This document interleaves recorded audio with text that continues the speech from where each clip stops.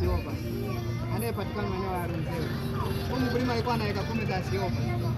Amepanda na mafanikio yake na mafanikio makubwa. Kwa sababu bora wa Siopa ni mkubwa. Hii mbegu inaweza kubeba watoto wawili mapacha. Watoto wanaolingana. Na hiyo sio kama tunaigiza.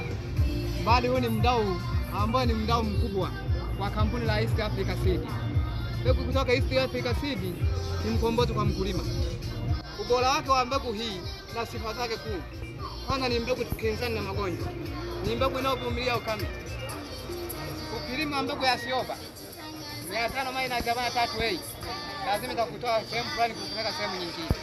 Haimwachi mkulima akiwa analia, bali namwacha mkulima akiwa na furaha. Unachelewa wapi mkulima mwenzetu? Kuja kujipatia mbegu yako ya Siopa KH.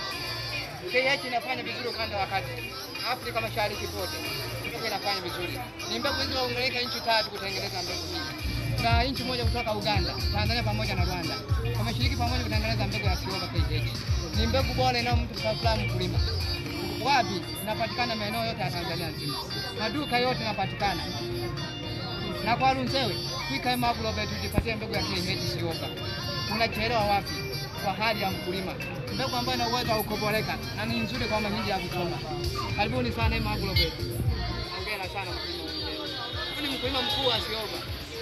Karibuni sana Agrovet ujipatie mbegu ya KH. Asante sana.